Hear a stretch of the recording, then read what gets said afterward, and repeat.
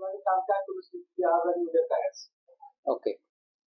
कालचा जर विचार केला तर महाराष्ट्रामध्ये सोलापूरमध्ये सगळ्यात जास्त तापमान नोंदवलं गेलं होतं. 39.2 डिग्री सेल्सिअस हे सोलापूरमध्ये नोंदवलं गेलं होतं. आणि त्याच्या आदले 2 दिवस जर बघितलं तर त्यामध्ये सुद्धा पुण्यासह महाराष्ट्रातील बऱ्याच ठिकाणी तापमान हे सरासरीपेक्षा जास्त होतं. आणि येणाऱ्या 2 ते 3 दिवस किंवा येणाऱ्या 5 दिवसांमध्ये 5 किंवा 7 दिवसांचा जर विचार केला तर येणारे 2 दिवस तापमान हे सरासरीपेक्षा कमी किंवा आता जे ट्रेंड चालू आहे त्यापेक्षा 1 ते 2 डिग्री सेल्सिअसने कमी असण्याची शक्यता आहे. आणि त्यानंतर परत हळूहळू ते वाढेल अशी शक्यता आहे. सर, कशामुळे तापमान वाढते आणि काय कारण आहेत त्याची? सध्या काय परिस्थिती असेल? कमी म्हणजे 39 पेक्षा 38 होणारे किंवा काय त्याची रिझन काय आहेत आणि किती दिवस मानून नागरिकांना काय? ओके.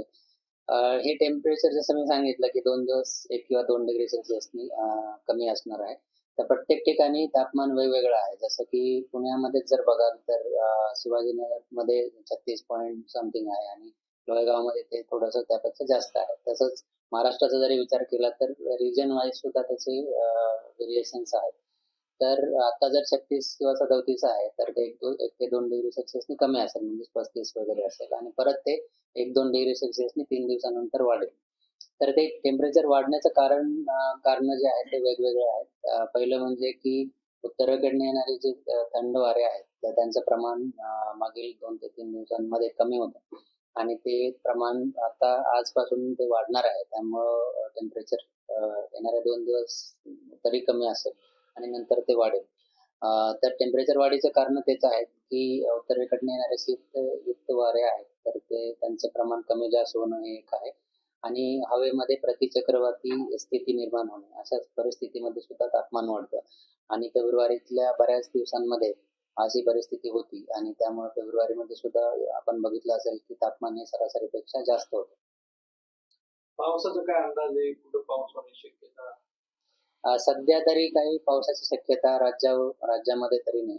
उत्तरेकडील एकदम उत्तरेकडचा भाग म्हणजेच जम्मू काश्मीर आणि ईस्टचा भाग जर बघितला, पूर्वेकडचा जर काही प्रदेश बघितले आणि दक्षिणेकडचे काही स्टेट्स बघितले जसं केरला किंवा तमिळनाडू, त्या भागांच्या व्यतिरिक्त देशामध्ये दुसऱ्या कोणत्या देशात आणि राज्यात इतर ठिकाणी पाऊस होण्याची शक्यता येणारे 3 ते 4 दिवस तरी नाही. यंदा उन्हाची झळ जी आहे ती थोडीशी लवकर पाहायला मिळाली. याच्या अनुसार अंदाज लावायचा की यंदा मागच्या वेळेसपेक्षा आणि इतर काळापेक्षा जास्त तापमान जे आहे ते थोडंसं सोसावं लागेल. हो. आता आमचा जर सीझनचा जर फोरकास्ट रिलीज झालेला आहे तो फेब्रुवारीच्या शेवटच्या आठवड्यामध्ये तो रिलीज केला गेला आहे. त्यामध्ये येणारा मार्च आणि मार्च एप्रिल मे यामध्ये तापमान कसं असणार आहे किंवा उष्णलहरी असणार आहे की नाही याचा अंदाज दिला गेलेला आहे. आणि त्या अंदाजामध्ये असं सांगितलंय की मार्च एप्रिल मे मध्ये तापमान जे आहे ते सरासरीपेक्षा जास्त असण्याची शक्यता आहे आणि उष्णलहरी सुद्धा सरासरीपेक्षा जास्त असण्याची शक्यता यावर्षी देण्यात आली आहे. जास्त म्हणजे सरासरी किती आहे? ओके. कसं असतं की ज्यावेळी आपण सीझनचा फोरकास्ट देतो त्यामध्ये एक्झॅक्ट आकडा दिला जात नाही की हे इतक्या डिग्रीने जास्त असणार आहे, परंतु ते जितकी काही सरासरी आहे तापमान सरासरी जे आहे त्यापेक्षा नक्कीच जास्त असण्याची शक्यता आहे. आणि उष्णलहरी जसं की फॉर एक्झाम्पल काही राज्यांमध्ये 4 उष्णलहरी म्हणजे मी एक उदाहरणार्थ सांगतो तर 4 उष्णलहरी आहेत तर त्या 4 पेक्षा जास्त असण्याची शक्यता आहे. किंवा तापमान काही ठिकाणी जर 36 डिग्री सेल्सिअस आहे तर ते 37-38 किंवा त्यापेक्षा जास्त असण्याची शक्यता आहे असं आपण म्हणू शकतो. ओके.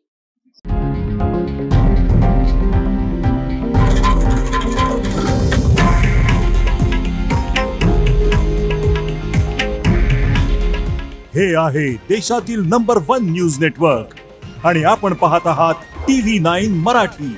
काळजी तुमची, हित महाराष्ट्राचं.